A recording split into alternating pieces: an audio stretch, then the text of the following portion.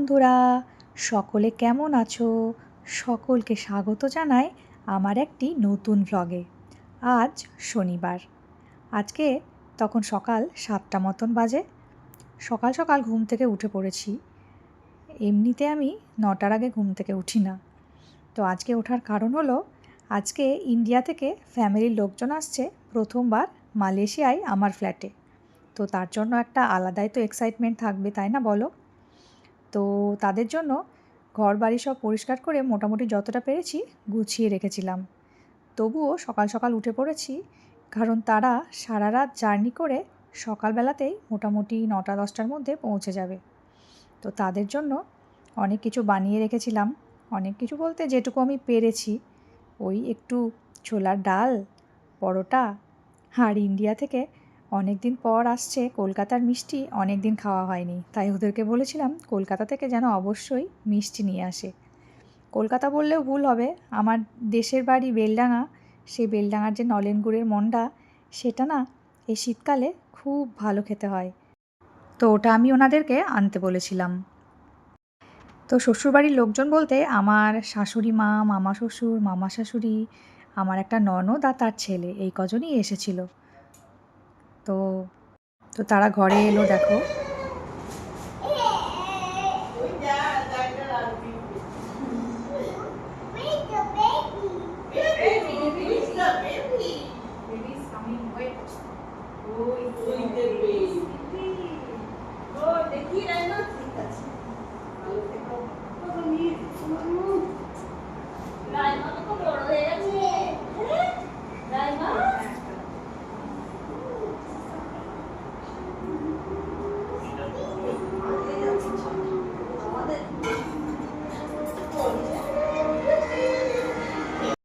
আমার মেয়ের তো খুব মজা, অনেক দিন পর বাড়িতে এত লোকজন দেখে ও তো খুব মজা পাচ্ছিল। আর আমিও একটু নিশ্চিন্ত হলাম যে যাকগে, এখন ওরা যে কটা দিন থাকবে আমাকে একটু কম চাপ নিতে হবে। বাড়িতে অনেক লোকজন থাকবে আর তার উপর থাকবে একটা বাচ্চা। তো বাচ্চার সাথে খেললে অনেকটাই এদের শান্তি হয়, তাই না বলো? তো যাই হোক, এই যে আসার পরেই আমার মেয়ে ঠাকুমার কোলে উঠে বসে আছে। এই প্রত্যেকটা দিন যাকে ভিডিও কলে দেখতে পেত, আজকে তাকে সামনে থেকে অনেক দিন পর দেখে খুব খুশি হয়েছে বেচারির। তো তারপরে এই যে ঢুকছে আমাদের আর একটা বাচ্চা, ও ঘুমিয়ে গেছিলো বেচারা, সারা রাত কষ্ট করে জার্নি করে এসেছে, ঠিকমতো ঘুম হয়নি, আহারে। তো ও ঘুমোতেই ঘরে ঢুকলো। তারপর ওদেরকে সবাইকে আমি আস্তে আস্তে একটু চা করে দিলাম। চাটা খেয়ে সবাই একটু ফ্রেশ হয়ে নিল, সারা রাত জেগেছিল তো খিদে তো পাবেই।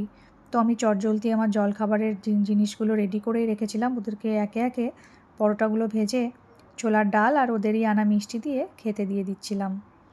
তো ওরা এত কিছু জিনিস এনেছিল যে লাগেজেরই শেষ হচ্ছিল না, মানে সব জিনিস আমাদের জন্য। আমরা যা যা খেতে এখানে পাই না বা অনেক দিন খাইনি, আনতে বলেছিলাম, তার থেকেও অনেক বেশি বেশি করে জিনিস এনেছিল, যে আমরা বলছিলাম এত কিছু কেউ কি আনে।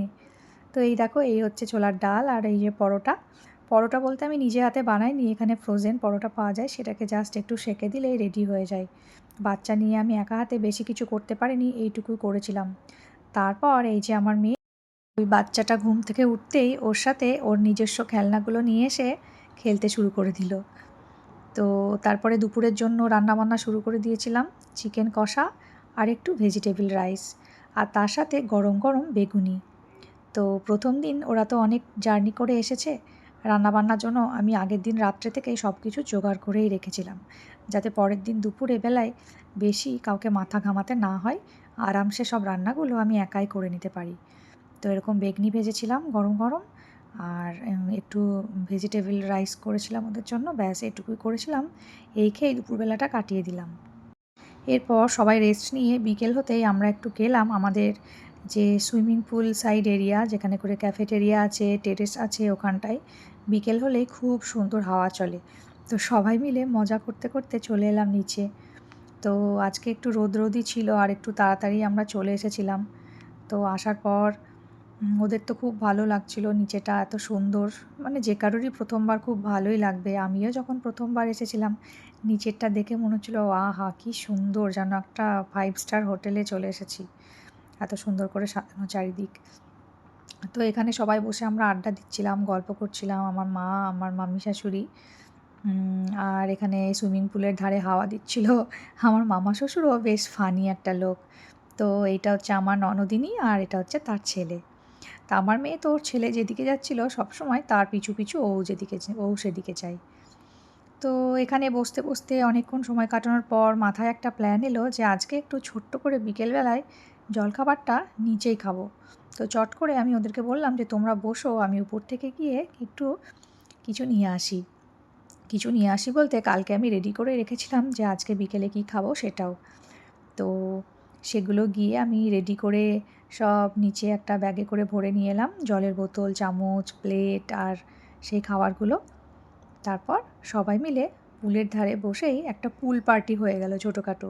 প্রথম দিনই এসে এরকম পুল পার্টি হবে আমি নিজেও ভাবিনি। হঠাৎ করে মাথায় প্ল্যান এলো আর করেও ফেললাম, আর ব্যাপারটা বেশ মজাদার লাগছিল। প্রথম দিন আমরা এই আমাদের কমপ্লেক্সেই সময় কাটালাম, বিকেলবেলাটা আর কোথাও যাইনি। বাইরে এখনও তো ওরা থাকবে, তো আস্তে আস্তে যাব এদিক ওদিক, আরও ঘুরে দেখাবো তাদেরকে। প্রথম দিনটা পুলের ধারেই কাটিয়ে দিলাম। সবাই তো টায়ার্ডও ছিল, অতটা জার্নি করে এসেছে সারা রাত ঘুমিয়ে না ঘুমিয়ে। তো যাই হোক, এই যে আমি ব্যাগ নিয়ে উপর থেকে চলে এসেছি পিকনিকের জন্য সব জিনিসপত্র নিয়ে। পিকনিক তো ঠিক নয়, পটলাক টাইপের। সব খাবার রেডি করা ছিল, জাস্ট সবাইকে সার্ভ করে একসাথে বসে খাওয়া। তো এই জায়গাটা আমার খুব ভালো লাগে, এত সুন্দর, সবসময় হাওয়া চলে, বসার জায়গা করা আছে। তো আমি সবার জন্য প্লেটে রেডি করছিলাম। তো কী কী ছিল সেটা তোমাদেরকে বলি। ছিল হচ্ছে স্প্যাগেটি ছিল, আর একটা হচ্ছে স্যালাড ছিল। স্যালাডটা হচ্ছে চিকেন আর মাল্টি ভেজিটেবলসের ছিল। ওটাকে এমনিতে কী বলে আমি জানি না, কিন্তু খুব ভালো খেতে ছিল। অ্যাকচুয়ালি কালকে আমার হাজব্যান্ড এগুলো সব অফিস থেকে নিয়ে এসেছিলো ফেরার সময়, ওরা আসছে বলে। তো সবাই মিলে বসে একটু একটু করে এটা খেয়ে পুলের ধারে বেশ ভালোই সময় কাটিয়ে দিলাম। তো এভাবেই আমাদের প্রথম দিনটা কেটে গেল ভালোই ভালোই। তারপর আবার পরের দিন থেকে দেখা যাক আরও ভালো করে কী করে কাটানো যায়। সবাইকে অনেক খুশিতে রেখে সকলের সাথে মিলেমিশে এই কটা দিন যেন এমনি এমনিই কেটে যাবে। অন্য দিনগুলো তো কাটতেই চায় না, তবে বাড়ি ভর্তি লোকজন এসে মনে হচ্ছে কী করে যে আজকের দিনটা পেরিয়ে গেল বুঝতেই পারলাম না। এখন কয়েকদিন খুব ভালোই কাটবে আমাদের সবার সাথে। এতদিন বড়ই একা একা ছিলাম। রোজ রোজ তো আর ঘুরতে যাওয়া হয় না, তো ভালো লাগতো না। মাঝে মধ্যে মনে হতো যে ধুর বাবা এখানে থাকবো না, চলে যাই। তো অনেক দিন পর পরিবারের লোকজনকে কাছে পেয়ে খুব ভালো লাগছিলো, খুব ভালো ফিল হচ্ছিলো। তো যাই হোক, আবার পরে কোনো ভিডিও নিয়ে তোমাদের সাথে দেখা হচ্ছে। তো তোমরা সকলে ভালো থেকো, সুস্থ থেকো। বাই।